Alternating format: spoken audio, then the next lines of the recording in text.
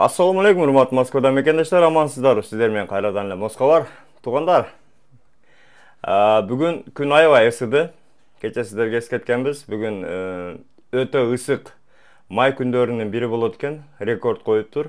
Өтө күн ысык Москвада. Андыктан салкын жай издегендер, айрыкча биздин өткөндө видеодо тартып кеңири баян кылып кеткенмин. Парктарга барып эс алып келсеңиздер болот. Ал жерде фонтандар иштеп атат. Москванын бардык парктары азыр иштеп калган. Фонтандар иштейт. Бакта эс алып, салкындап келсеңиздер болот. Айрыкча Царицыно, ВДНХ, Кузьминки парк, андан сырткары Соколиная гора, Парк Победы. Ошондой эле Сокольники тоже бар. Ошол парктарда эс алып, фонтандарда кичине кол бетти жууп, салкындансаңыз болот.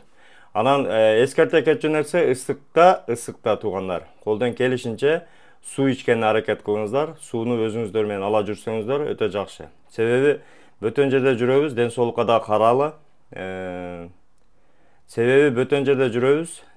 да карайлы. Айрыкча ысык күндөрү күн билинбей, шаарда жүргөндө күн билинбей ысык алышы мүмкүн да.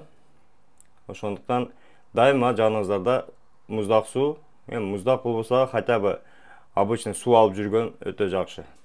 Ден соолукка кам көрөлү туугандар. Анан айта кетчү нерсе туугандар, акыркы күндөрү өтө көп адамдар чалып атат. Бизди полицияканада кармап атат, текшерүүлөр күчөп атат, эмне болуп атат деп. Өткөндөгү майрамдардан кийин деле азыр учурда полиция өтө катуу текшерүүдө. Себеби көбү отделениядан чалып атат, жазып атат, WhatsApp'тан жазат, жөн чалат, колдон келишинче баягы бизге жардам бериңиз деп жазгандар көп туугандар. Биз колубуздан консультация беребиз, кеңеш беребиз, колдон келген кеңештерди берип атабыз. Анан туугандар, негизи эле бөтөн жерде жүргөндө эң биринчи айта турган нерсе өзүңөргө сак документке так болуш керек. Документтер дайыма ырастап жүргүлө, регистрацияны жаныңарда алып жүргүлө, паспорт, миграционный ошолор дайыма жаныңарда болуш керек биринчиден. Экинчиден, эң маанилүү, важный нерсени айта кетейин туугандар.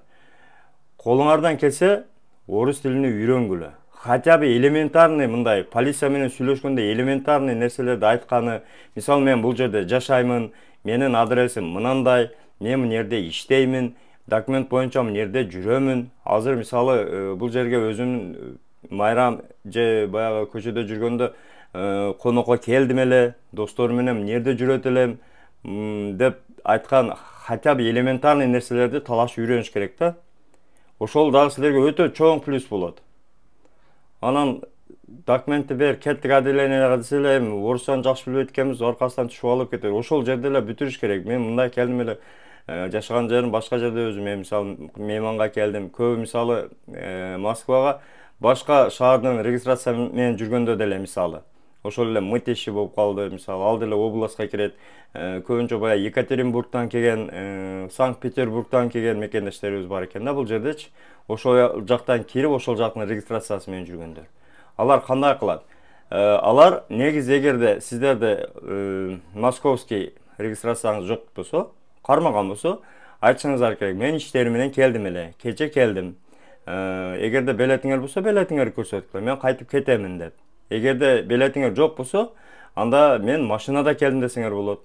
Кече досум алып келип ташыган, мен эртең кетемин, же бүгүн кетип атам, кайтып атам деген хотя бы элементарный орусчаны билгениңер жакшы да, туугандар. Ошондуктан туугандар, өткөндө биз сиздерге бил окуу борбору жөнүндө айта кеткенбиз. Негизичи азыр ошол негизи учурда ошол заман талабына ылайык нерселер ошол окуу борборунда бар да. Сиздер колдон келсе ошол орус тилин үйрөнүңүздөр, жок дегенде болбосо программист болуп чыгыңыздар. Программист болсоңуз, мисалы айлыгы болду дегенде 200 миң, 300 миң айлык алышат. Биз анда акчаларды көрө элекпиз да, мисалы. Программист болуңуз да. Ал жерде иштешинде эле өзүңүздөргө белгилүү график деле баягыдай. Күнүгө 4 саат, 5 саат иштейсиздер, алган айлыгыңыз 300-400 миң. 2 айда миллион алып жатасыз. Жакшы программист болсо. Алдыңгы программистте 800 миңге чейин алышат. Ошого өзүңөр окусаңардар эле, хотя бы балдарыңарды өзүнүн кийинки келечекте муундарды ошого окуткан аракет кылалы. Эми азыр акчаны дегенде, акчабыз мисалы орыс тилин айталы. Жөнөкөй эле пример айтайын. Мисалы полицияга түшсөк 5000-7000 беребиз да. Туурабы? 5000-7000 бергенден көрү орусчаны хотя бы 1 ай үйрөнүп койсок, ошол даже андан эле арзан болсо керек. Окуу курстары. Үйрөнүп койгон болсок, ошол 5000-7000 бербей калышыбыз мүмкүн да. Эми бул мен силерге пример катары айтып атам. Салыштырмалуу. Аракет кылган жакшы да. Туугандар, андыктан ошол бил окуу борборунун номерин коюп коёмун. Колдон келсе орусча үйрөнгүлө, программирование үйрөнгүлө, андан сырткары видео тартышты мен өзүм лично өзүм курс ачып ошол жерде видео тартышты үйрөнүп атам. Мен 97-жылдан бери өзү видео тармагында иштеп келгенмин. Андыктан ошол номерлерге кайрылып жазылсаңыздар болот, туугандар. Бул эми жардам катары эле сиздерге, бул реклама деле эмес. Ал эми реклама эми болот. Эгерде такси маселеси, чек арага кирди чыкты маселеси керек болгон болсо, миграцияны жаңылаш керек болгон болсо, Мухиддинге кайрыласыздар, өзү докан салып барып, 5 посредник докан салып келет. Жолдо жардам берет. Кайрыла бересиздер Мухиддин таксырга.